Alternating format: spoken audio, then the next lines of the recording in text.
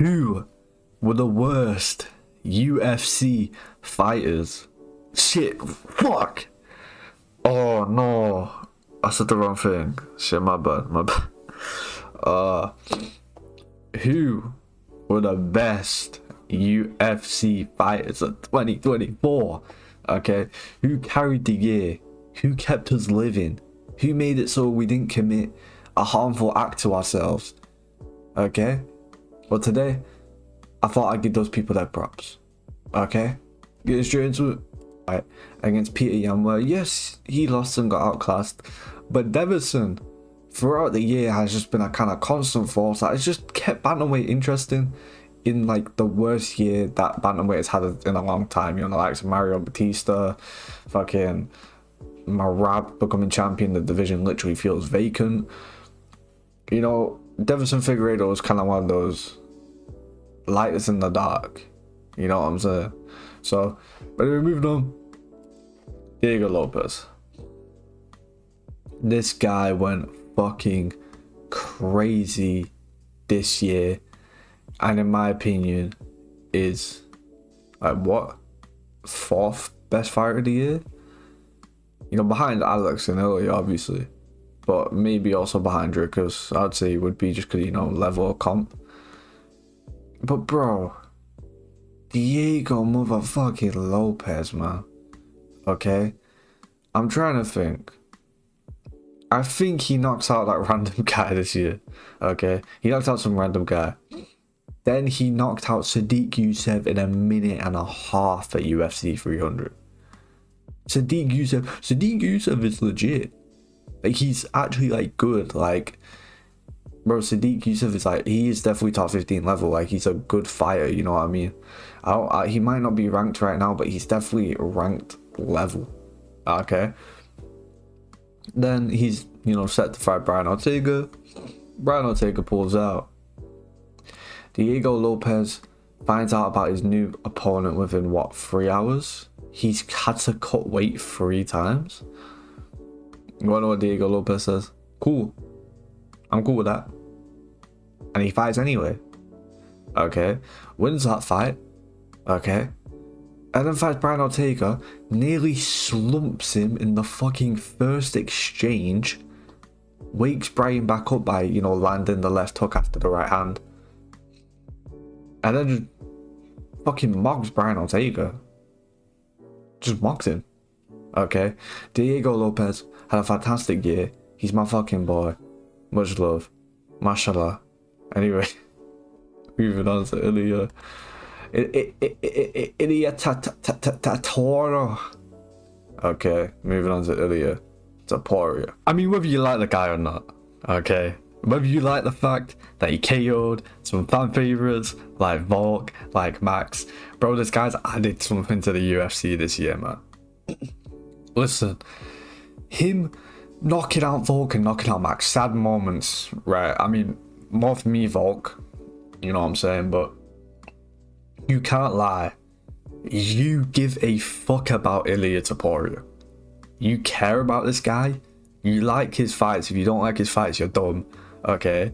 He's entertaining. That's undeniable. Bro, he's added something to the UFC. Like, he's honestly been one of the only, like, high points of this year, bro. Like, I care when Ilya Aporia is fighting. I like the way that he fights. And he's brought such an intrigue about like where his potential, you know, eventually could be. You know what I'm saying? So I'm putting Ilya Aporia in there. But moving on. And I'm like, Kano. This absolute Chad is 3-0 in the year of 2024. Okay, started off with beating Drew Dober, the Minecraft head. Then at UFC 300, he has a great fight against Jalen Turner. Okay, you know, gets knocked down, gets back up, goes on to finish the fight against Jalen Turner, who's one of my favorite strikers to watch, and then has an absolutely amazing performance against Benoit Saint-Denis. Okay, absolute fraud checks that hoe, 10-8s him in the first. He's just entertaining on the mic as well.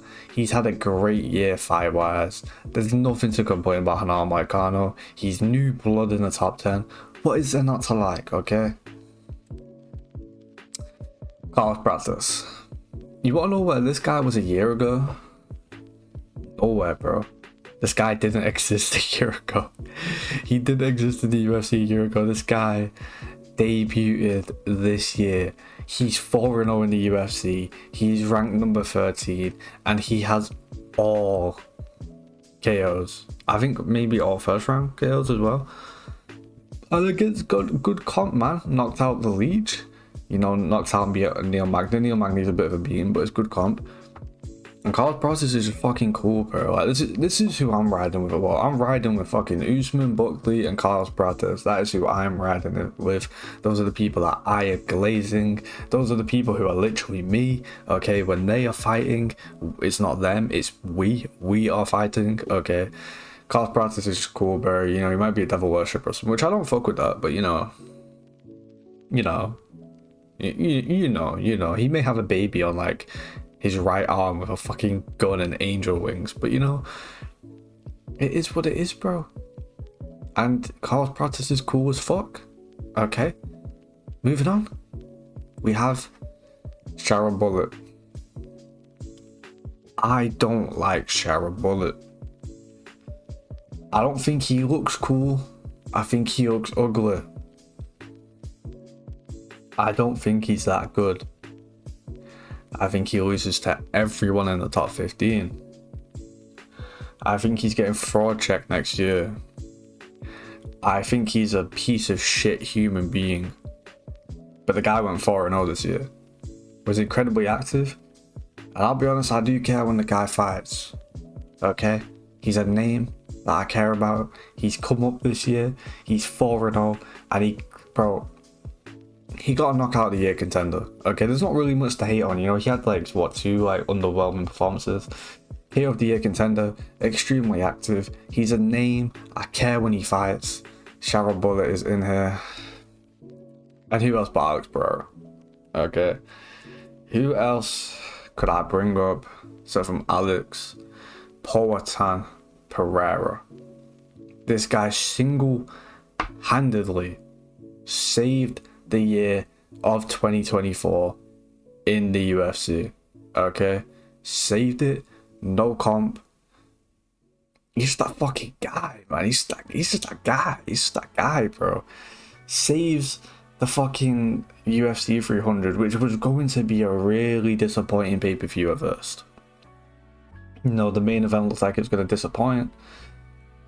Alex Pereira comes in, knocks out Jamal Hill in 3 minutes. UFC 303 falls apart. Conor McGregor can't keep himself in check. Okay, I think he just broke his toe, to be fair. He wasn't like a sniff or nothing, but Alex Pereira comes in and saves that pay-per-view. He also saves 307, which was looking to be a shit pay-per-view. This guy literally saved 3 pay-per-views. Got 1 first round KO, which was magnificent. Dominated Yuri and then had an absolutely amazing fight versus Khalil. He's become a superstar this year. He's my fighter of the year. He's got to be in here, okay? Anyway, that's it, man. In a bit. Goodbye.